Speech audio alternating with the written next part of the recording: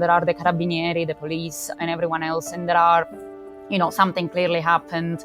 And then my father comes in and basically opens the rear door of the car, and asks me to give the doll that I was playing with, my Barbie doll. And I don't want to give back my doll, also because I'm very bored. I don't know what I would be doing without that doll, and it doesn't look like this thing is ending anytime soon. But obviously my father is known, he has the usual stern, non-negotiable kind of tone, and he basically takes my doll and says, you have plenty of dolls, you need to give this doll to the child over there, and he indicates a child that I remember perfectly, and he says, well, the child just lost her father, so we need to make her smile, or something like that. I must have been 6, 7, 8, I'm not quite sure. And then eventually I learn, overhearing my father talks, that there is a feud, that someone chopped someone's head off, and they are playing with this head as if it was some sort of soccer ball. It wasn't until years later that my guest, now an expert on the infamous Calabrian mafia clans known collectively as Ndrangheta, realised that she'd been present at an event known as Matanza, the slaughtering of Taurianova. The media dubbed this attack, which left 4 people dead, as Black Friday, and it was retaliation for a murder of a leading Ndranghetisti, Rocco Zagari, killed as he sat in the barbers. My guest had happened upon the beginning of a feud between competing clans, an intergenerational feud over alliances, drugs, violence, and extortion. This is Deep Dive from the Global Initiative Against Transnational Organised Crime. I'm Jack Megan-Vickers.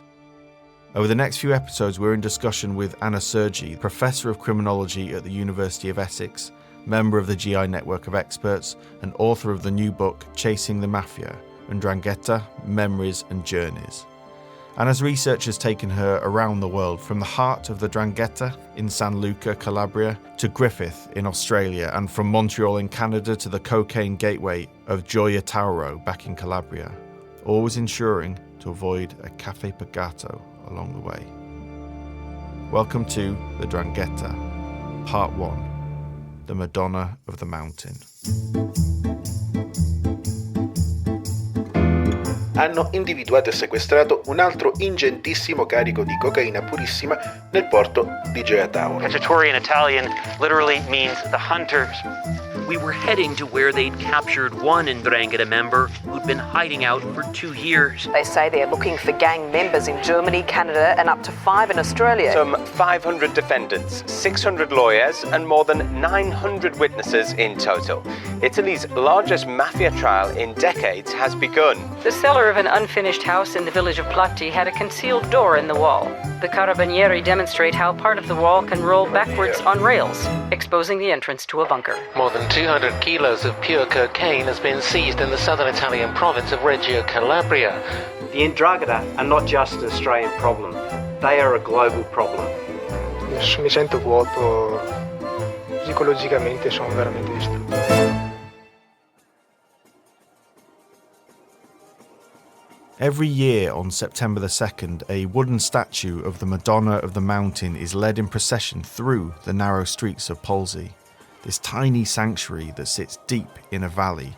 Huge mountains tower over from all sides. This is Aspromonte, Harsh Mountain. Crowds flock to this religious procession as it marks the end of 9 days of celebration for the Madonna di Polsi. Many who live in the small villages in the shadow of the mountain make this annual pilgrimage. Now, back in the day, you had to make this pilgrimage by foot, and it must have taken an age. Just go on Google Maps and find this place. It really is remote. Anna Sergi, our guest today, was told by her grandmother that it took 12 hours to walk. Of course, these days there are roads that take you most of the way, but even those are treacherous. Again, head over to Google Maps and follow the road from San Luca to Polsi. Even the Google van gives up halfway along that route. So, why are we talking about a remote religious festival and some mountains? Well, Aspromonte and the surrounding villages, San Luca, Platì, Natile, and so on, these are the birthplaces of the clans that make up what is collectively known as Ndrangheta, one of the most powerful organised criminal syndicates in the world. And so, when the Madonna of the Mountain is being paraded through the streets of Polsi, those Ndrangheta clan members are there too, celebrating, just like the rest. It is actually even more sinister than that, because we need to remember that all the Ndranghetisti are also from the area. So obviously they would celebrate the mountain because that's what everyone else does. And that's what they probably want to do, because they are somehow, strangely so, devoted, or they believe they are, devoted Christians and devoted Marians in this case.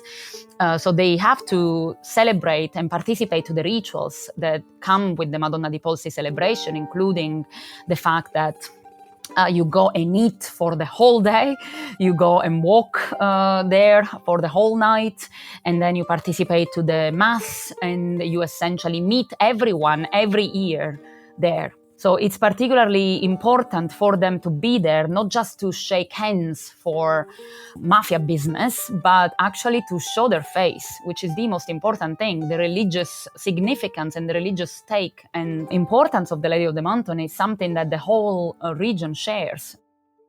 Like any brand, it's important to have a good story, a founding myth. And the Ndrangheta is, well, let me tell it to you and you can make up your own mind. It's the story of three brothers who happened to be medieval knights from Spain and, of course, happened to be brave and just. They were forced to flee after avenging the rape of their sister, eventually landing on the island of Favignana, just off the western coast of Sicily. It was here that they came up with the rules and rights of the honoured society. With the rules in hand, they decided to go their separate ways. One settled in Sicily and founded the Cosa Nostra. The next went to Naples and founded the Camorra. And finally, the last one tried his luck in Calabria, and the Ndrangheta were born. Now, Anna describes the village of Platì as the brain of the Ndrangheta, and San Luca as the heart. But Polsi, deep in those Aspromonte mountains, is sacred. The legend says that the Ndrangheta 12 tables, so the ruling of the Ndrangheta, was somehow created there, which makes the place untouchable. So you can't really have anything bad happen in that area. But at the same time, we still do know that bad things happen in that area, especially during the period of the kidnappings, because it's an area of transit. It's an area, as I said, deep down in the throat of the Aspromonte. It makes it easier for people to hide there. So Polsi, I would rather say around Polsi, has been where many of the kidnappings or the murders even, or the burials did happen in the past. So it's as always, the imagined idea of religion and the imagined idea of Polsi that the Ndrangheta claims to have is not the real one. But at the same time, it is a very, very powerful part of the imagery of the Ndrangheta, the fact that the Ndrangheta is female and is protected by a Madonna.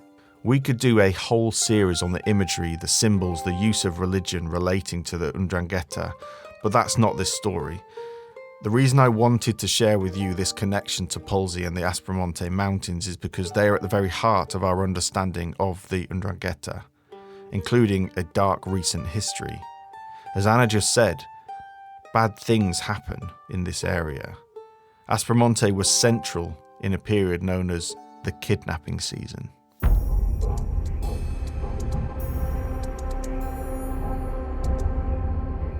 There were kidnappings carried out by other criminal organizations, including Cosa Nostra, even if there were fewer of them, or even more importantly, the ones in Sardinia, which had just stopped before the Ndrangheta started its own season. And they are still particularly difficult to comprehend. So there was some sort of imitation going on and some sort of idea that, this is a lucrative business, so why not? But they all share one thing, which was very different from the rest of Italy in a way, where other kidnappings were carried out, which is that everyone who was kidnapped was brought back to the Aspromonte.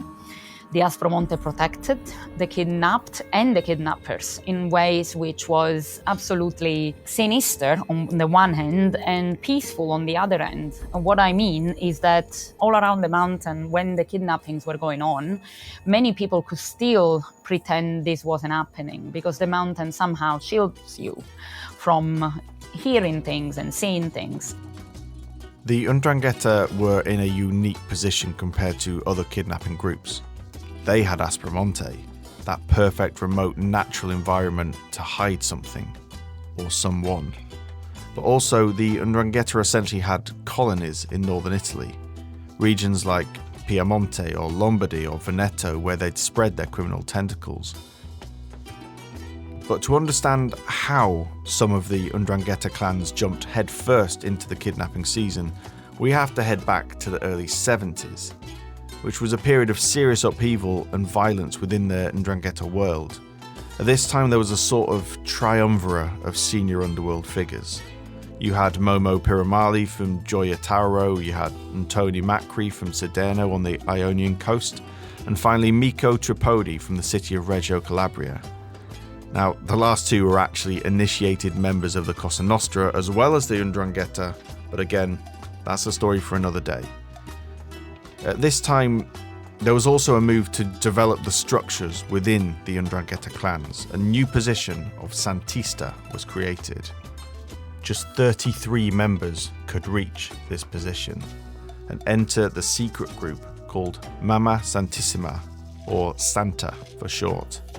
Members of this new group were given the right to join secretive Masonic brotherhoods, which included among its members senior military and law enforcement, a future Prime Minister of Italy, and other senior politicians, bankers, prominent businessmen, journalists, and others. Fundamentally, being in the Santa gave you access to power. At the same time, in 1970, protests had erupted in Reggio Calabria for reasons we don't need to go into here. But what followed these protests was a promise of more investment into Calabria from central government. This was known as the Colombo Package, and it created a scramble among the clans for contracts and subcontracts relating to these government investments, and we'll come back to the Colombo Package in a later episode. So this influx of government money waiting to be hijacked alongside this exclusive new position of Santista created serious tension between the clans, eventually resulting in what has become known as the First Ndrangheta War. And yet, there was a third and final strand to this outbreak of internal warfare, and that was the new major source of income for some of the Ndrangheta clans: kidnapping.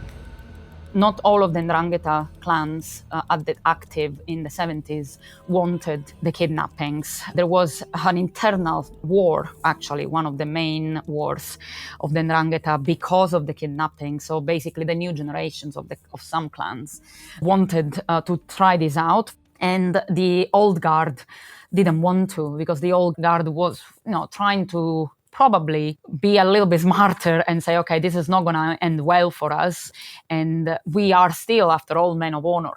So the old guard was killed in the early 70s by the new guard, eventually got their way, and the kidnapping season, in the way we call them, la stagione dei rapimenti, this is the official name, began precisely at the back of the Aspromonte region, in the villages around Platì, Sinopoli, Natile, all the small villages that surround the Aspromonte region on the Ionic side, mostly.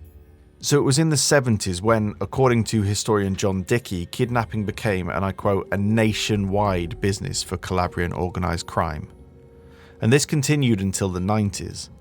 Such was the concern that wealthier families took out insurance against kidnapping to ensure that they had money to pay if the worst happened. It's estimated that some of the main Ndrangheta clans kidnapped around 300 people during this period, and Anna's father reported on it. At the time of the kidnappings, for example, which was the period of starting at mid-70s all the way up until late 80s, early 90s, being a journalist wasn't obviously the same as it is today. There was no internet, there wasn't even cell phones. So obviously the work of a journalist was really to learn by heart the shape and the infrastructure of the region, the people and the roads or lack of roads. And that is really what my father transmitted to me. He knew the bone and back of the region. He knew where places were without, obviously, Google Maps. And he knew what was peculiar of each place. And the fact that he kept us so shielded from the violence he witnessed all the time in the period of the kidnapping is something that I still recriminate against him. But I knew why he did, obviously. But it was, in a way, the only reason why we grew up, my sister and I, so protected somehow. So we knew what was going on, but at the same time, it took us a while to understand the actual depth of what was going on. But it's almost impossible to shield that violence all the time, no matter how hard you try. So the story, as I remember it and as I write it down, it's faulty in memory. And it is about me driving in my car with my father. I remember how I was dressed, and I remember feeling very sleepy. It was nighttime, or sort of getting to nighttime sunset, and we were coming from the Aspromonte, going back to where we lived. Obviously, as it often happened, we got a call. My father got a very old phone at the time. Well, what now is an old phone. At the time, it was a fairly new phone when he used to work for La Repubblica, for the newspaper. And essentially, we were told that there had been mass murder, plurimus murder, multiple murders in a nearby town. So we get to this town, which was Taurianova, and as far as I remember, and the whole story unravels pretty quickly as if it was some sort of a dream. And some sort of a dream goes that I essentially staying there in the car, my father gets out, there is confusion around, there are the carabinieri, the police, and everyone else, and there are, something clearly happened. And then my father comes in and basically opens the rear door of the car, and asks me to give the doll that I was playing with, my Barbie doll. And I don't want to give back my doll, because I'm very bored. I don't know what I would be doing without that doll. And it doesn't look like this thing is ending anytime soon. But obviously my father he has the usual stern, non-negotiable kind of tone. And he basically takes my doll and say, you have plenty of dolls. You need to give this doll to that child over there. And he indicates a child that I remember perfectly. And he says, well, the child just lost her father, so we need to make her smile, or something like that. And essentially, I just, I feel something is clearly beyond my comprehension there. And then I just give this doll, and I stay there almost crying because my father got my doll. I want to give it back. I must have been 6, 7, 8. I'm not quite sure. And then eventually I learn, overhearing my father talks, that there is a feud, that someone chopped someone's head off, and they are playing with this head as if it was some sort of soccer ball. I don't see it, thank God, I would say. But that's something that remained in me. And I didn't remember this story for decades, until it must have been 2013. I was in a conference, I think, and I was reading the news, and they said, someone has been arrested. This person was a participant in this multiple murder that happened in 1995, I think it was, 1994, in Taurianova. And they described the scene of the chopped head. And then there was some sort of spark in my brain. It's like, oh my God, I remember this. Similarly to these killings, the kidnappings themselves had a level of brutality that I don't think you initially realise. And the Ndrangheta kidnappers used Aspromonte to its fullest extent to hold people as long as was needed. You're taken while you're entering the car with your mother, or just saying goodbye to your son or husband, or as you've just woken up on a Sunday after partying with your friends and you are having breakfast, or while you're getting back home after work. In a split second, you are pushed inside the car, the smell of men around you, the hands of one of them on your mouth, and then blackout.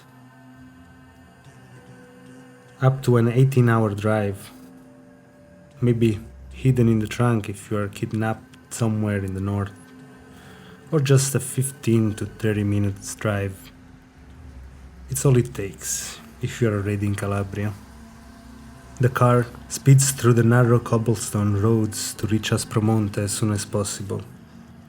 In any case, at some point, the monster mountain swallows you. Them, the car, your freedom, crashed in an instant.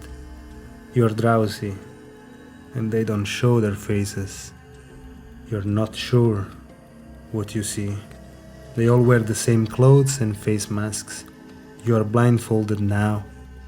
Their voices are muffled by the vegetation that gets thicker around you. They make you hide for hours that feel like days.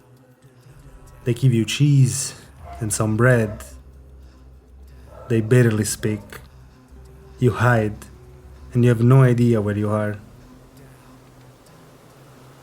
You feel the wind through the trees and the foliage. Hear some birds chirping. Or not. No. They are helicopters buzzing over you, far away. You feel like you want to scream, but your throat fails you. The monster mountain stole your voice, and you feel you are moving very slowly, almost not moving at all. Then, maybe when you are almost passing out, in and out of sleep, a guy who looks like he's in charge shakes you. We got to move. It is colder now. Probably the sun went down. If it's dark, then we can move.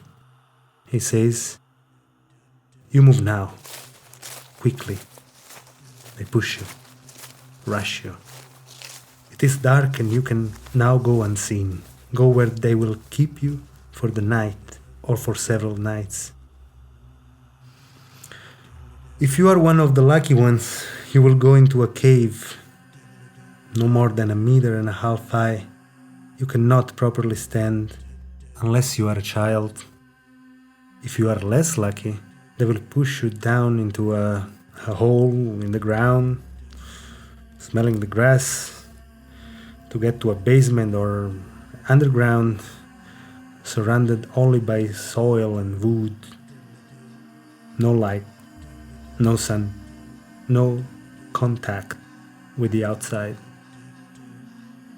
You'll stay there, in the cave or the hole, as long as it is a safe hiding place.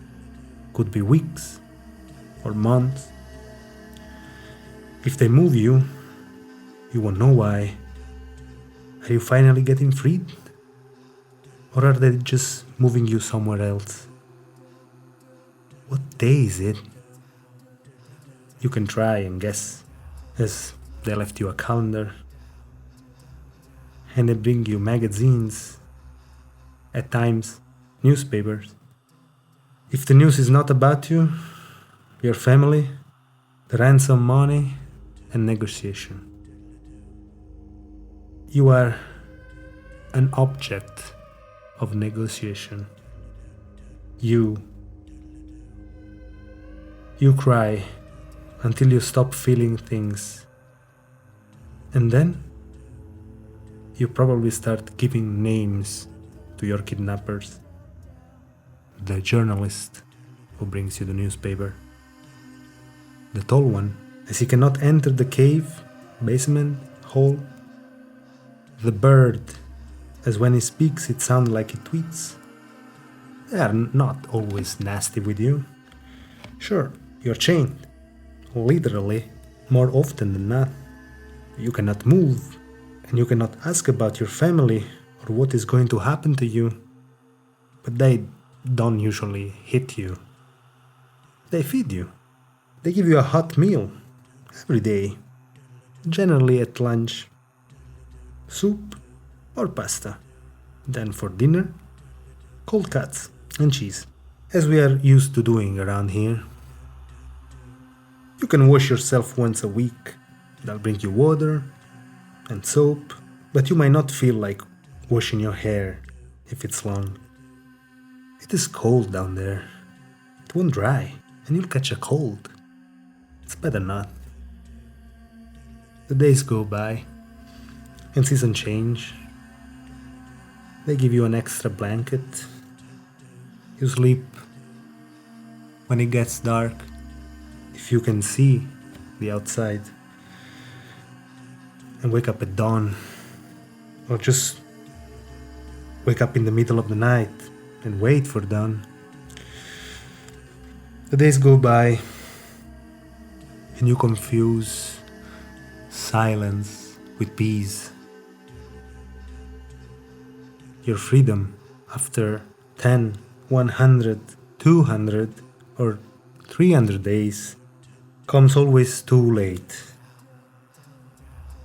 They'll bring you somewhere and leave you on your own to reach someone or something.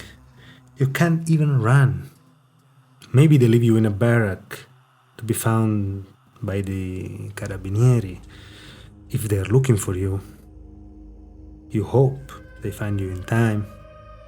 You haven't washed your hair or beard for weeks. You look scruffy. Your eyes are not adjusting well to the sunlight. Your muscles are not used to walking anymore. You say your name when the Carabinieri ask. Does it mean anything to them? Do they know who you are? How long have they been looking for you? At home, flowers and pastries. The whole village is celebrating your return. How much were you worth eventually?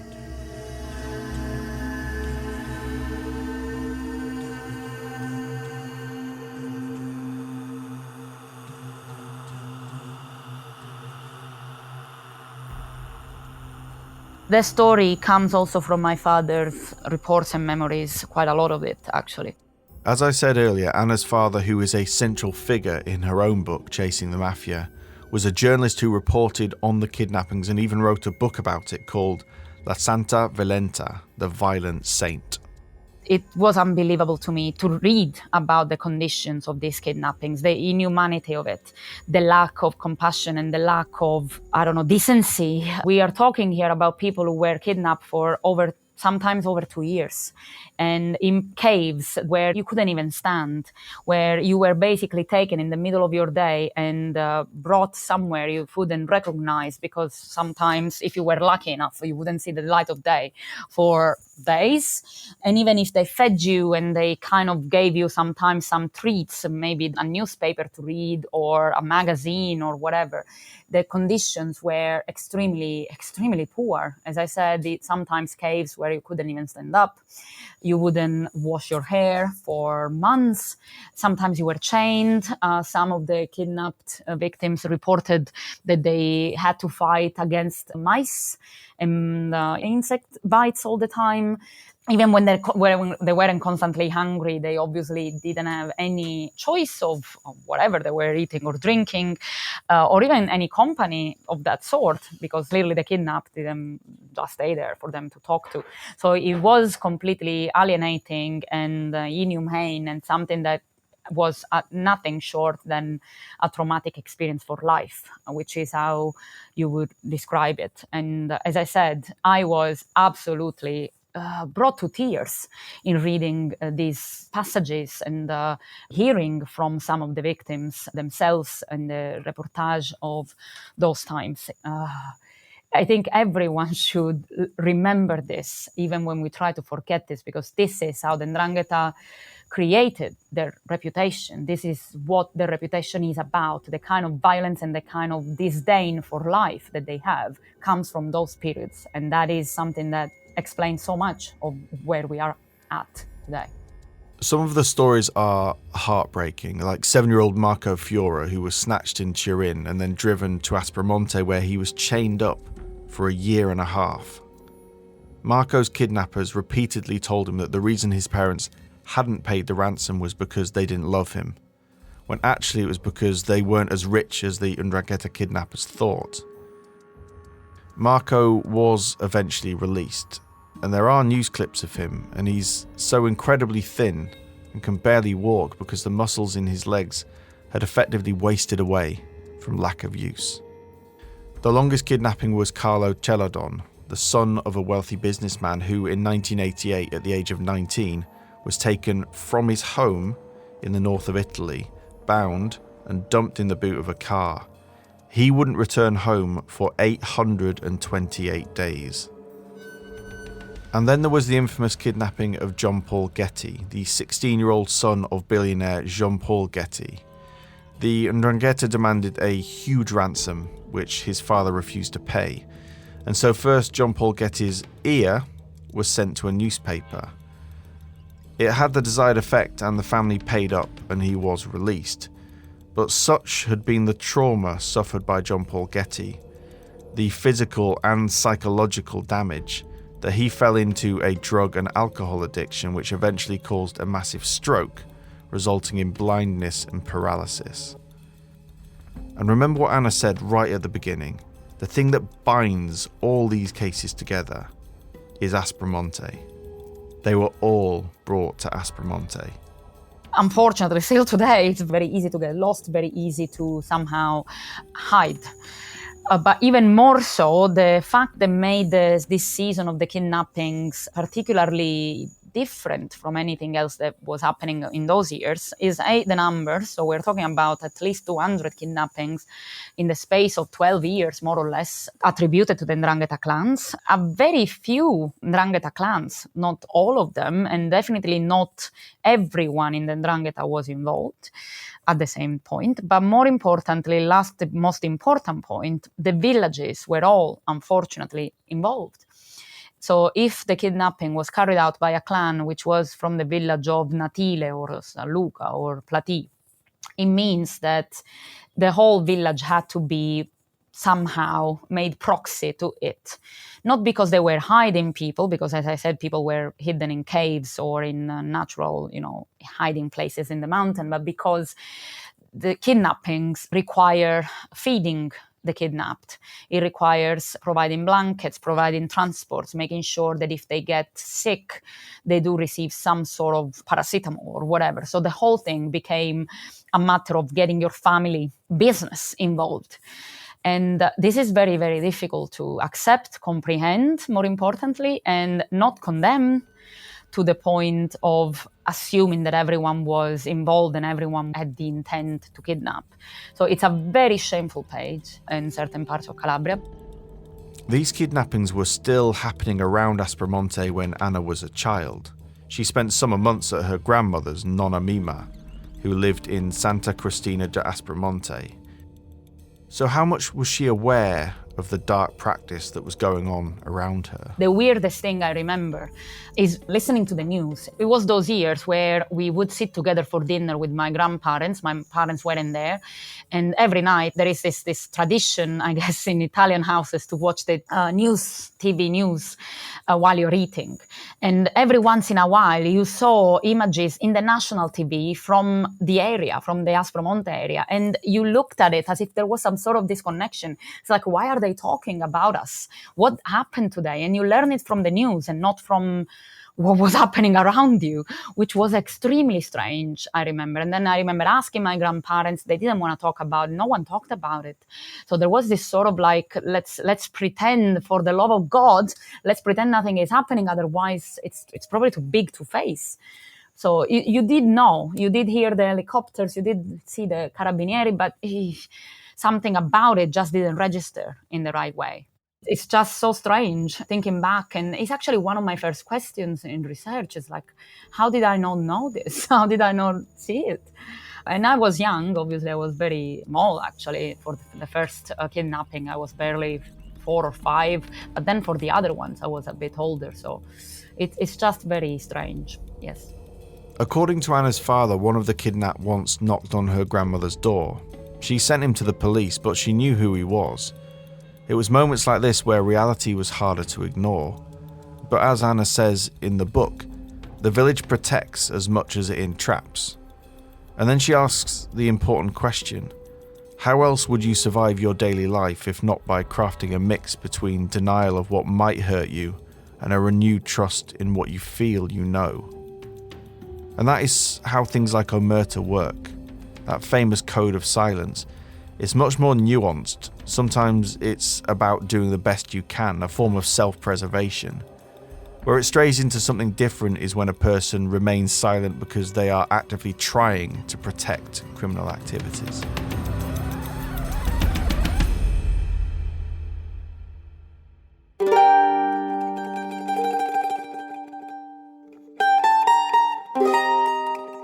The kidnapping season began to wind up in 1991, the year the Cacciatori, or the Hunters, were created.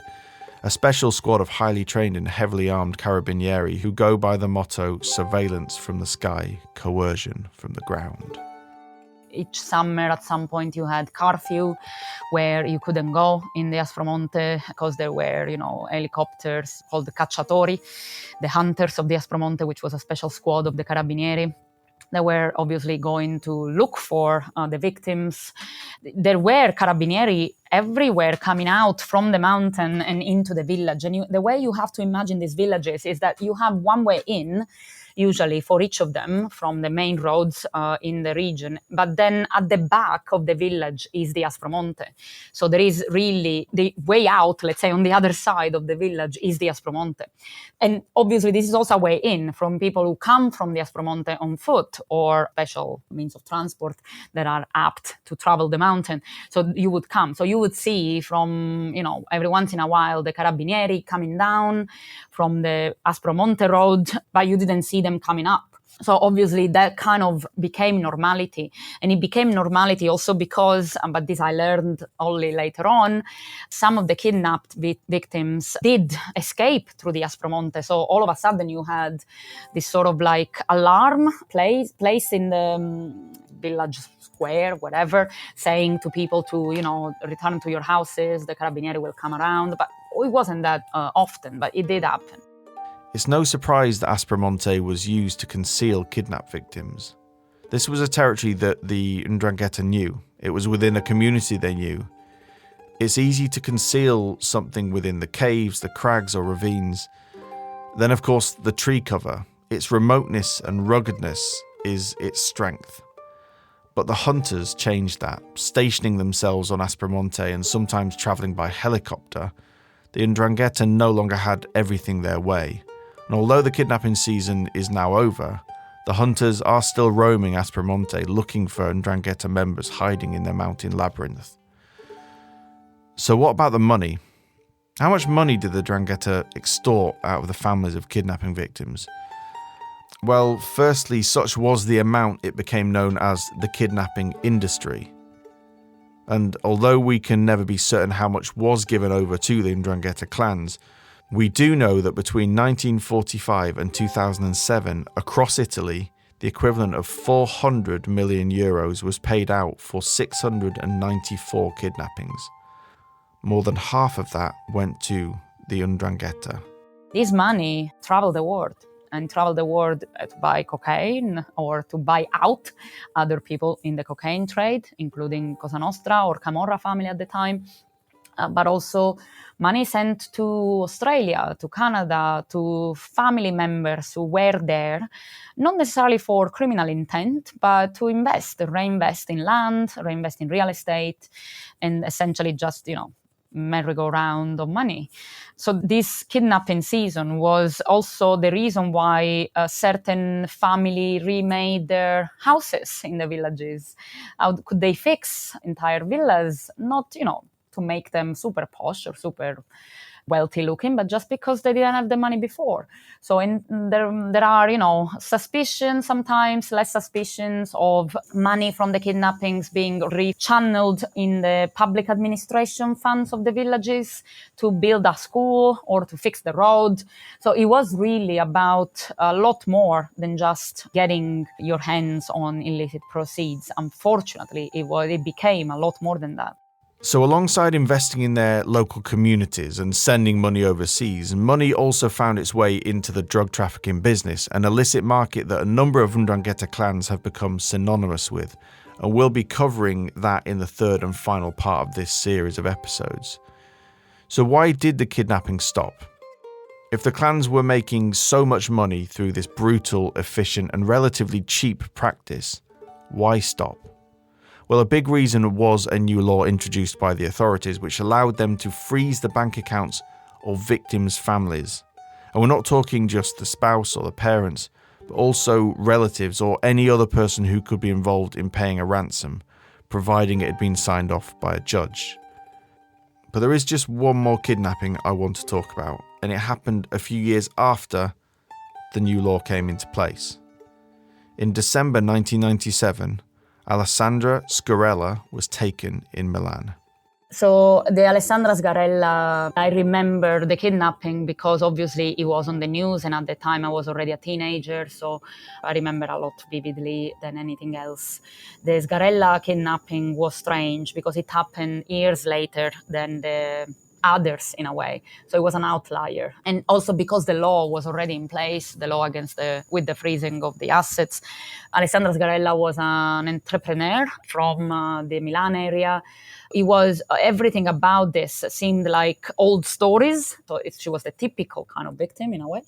But at the same time, everything about it was also strange. She was released, I guess it was 8-9 months after she was kidnapped. So another very long kidnapping. But this time, everything about this kidnapping was a lot more public. Because the 'Ndrangheta by that time was already part of the anti-mafia effort. And I say by that time because we shouldn't forget that the anti-mafia units in Italy were born in 1991 officially. So it took a while, obviously, for them to start working. But then, obviously, by 1997, there was a completely different approach to any mafia, really, and specifically to the 'Ndrangheta. We are already past 1992, which is our wonderful, fantastic, awful year in Italian history where everything happened in Italy. So it was a completely different Italy when this kidnapping happened. About this kidnapping, a lot is weird about this. And it is weird because she was released near Locri, which is not strange. Many of them were released near Locri. The idea that the ransom was paid is still fairly, realistic. Obviously, she was from a wealthy family, so that's also eases up in a way the ransom that was paid.